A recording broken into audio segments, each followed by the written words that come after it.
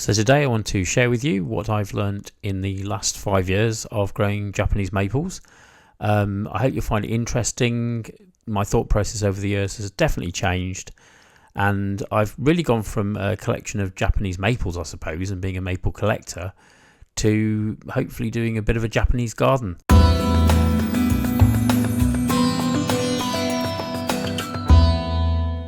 Hi there maple fans, and in this series of videos I'll be sharing what I do throughout an entire year on a monthly basis.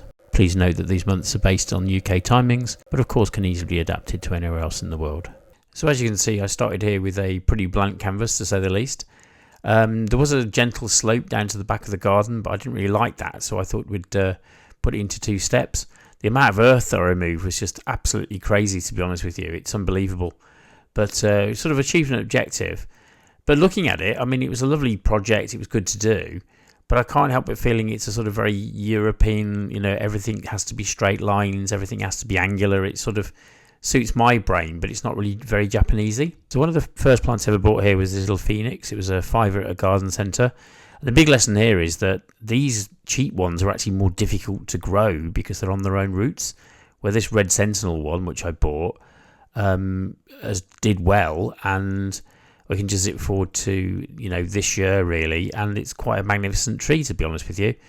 In a pot it's still grown nicely. In the ground it would be double the height of that by now probably.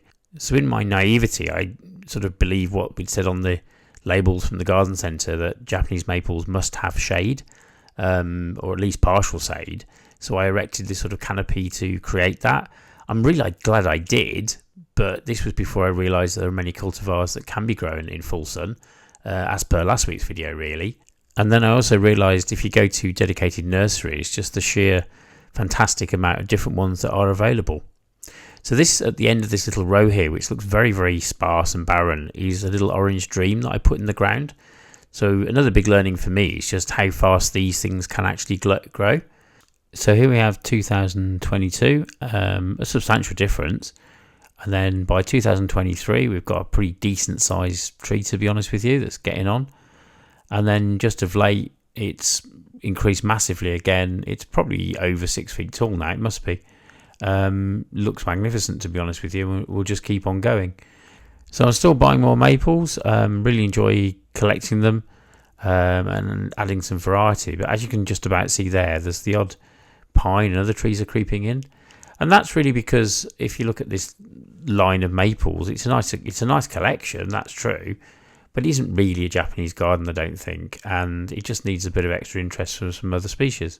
And just to say, if you'd like to come with me on my Acer journey, please do like and subscribe to my little channel. It really, really helps. I've also recently set up a Patreon site, so that's a great way of supporting me too, and help out with some of the costs of my excursions really. There's also the offer of some personal help, if you'd like it, either in a group format or at a one-to-one basis. So what I've been doing recently, visiting some really, really nice Japanese gardens. This is in Matlock in the UK, absolutely gorgeous. One man's sort of ambition, which is just fantastic really. I mean, unbelievable what he's achieved. But about time to take a bit of inspiration, I suppose, from these places. They're lovely to visit. And while my garden's tiny in comparison, I think there's still things we can do. So just looking beyond the maples, I've got some sort of a mirror here. I've just added some sort of Japanesey type images to there and stuck them on. Also added some furniture. I know it's more traditional Japanese to have stone benches, but I need a bit of comfort at my age, so I thought I'd buy a couple of these. Just to sort of sit out and enjoy the garden, I suppose, really, and not just to try and get away from that sort of it's just a collection of maples scenario. So we'll see how at the end of the video all these things kind of hopefully fit together.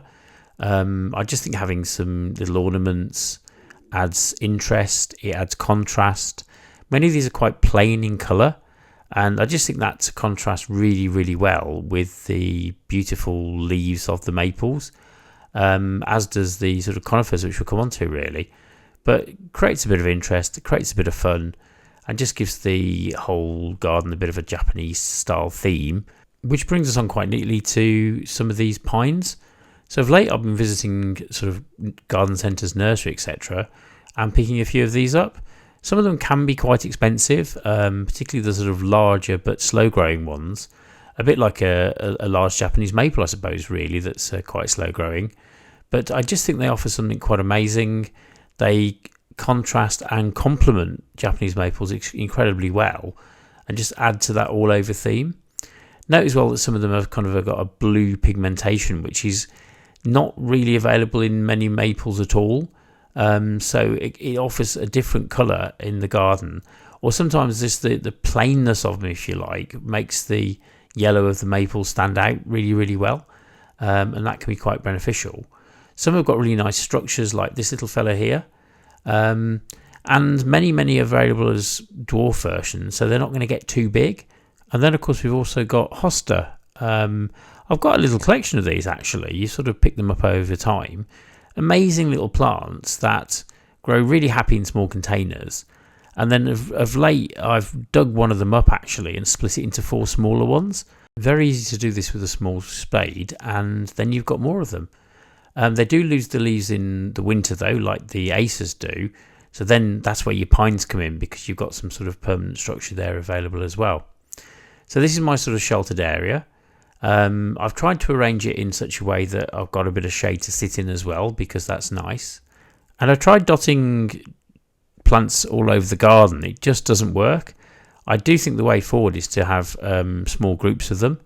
So here we've got the hosta, which I know is actually quite sun tolerant, which many aren't, but that one is. That's on the sort of rather exposed, slightly exposed side, but it'll be fine with that.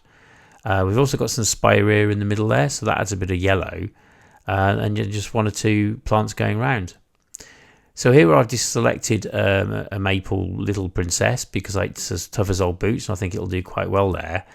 And then behind it on the north side, I've got a hosta that's sort of shielded from the worst of the midday sun.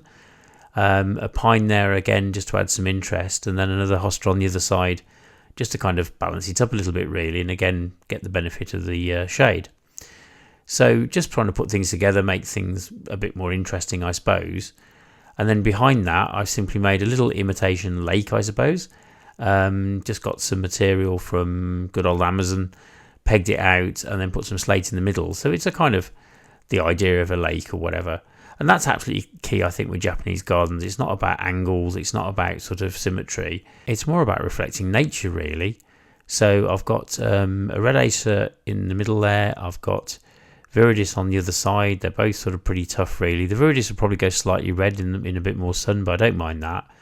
And on this side, I've got another spirea and some grass, because that will take the brunt of the weather, to be honest.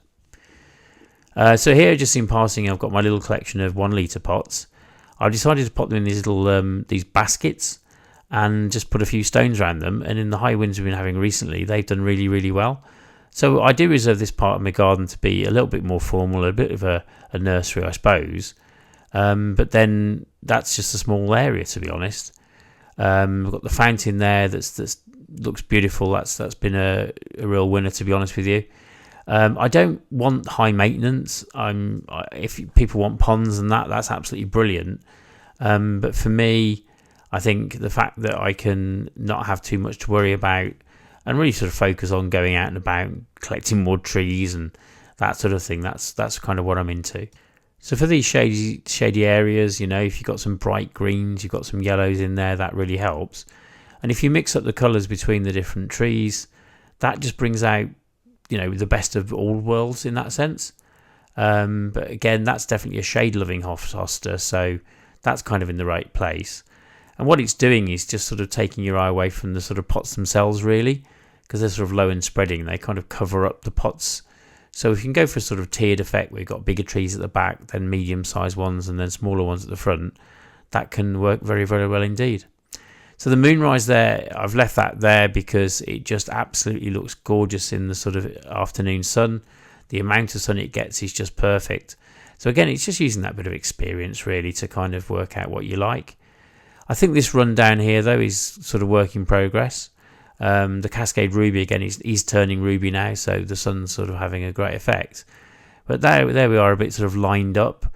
So I think that's probably a work and a project for me for the future really. And I think that's the nature of it. These gardens should evolve over time. I might well look at getting some more grass, because that Japanese grass is absolutely lovely. My Acers will be my favourites. They kind of always will, really. I think that's my passion. But I think by adding other trees to the mix, adding some ornaments to it, we can sort of make a difference and make something that's just nice as it's outing, to be honest with you. So it's great fun sort of mapping things out, getting some curves involved in the garden rather than everything being square. And then just because everything's in pots, just being able to rearrange, see what I fancy. Next week I might fancy a change and we'll do something different, I suppose. But not too much effort for, I think, a half decent result, to be honest. And I hope that perhaps in some little way this inspires you to rearrange or do a bit of work on your own garden.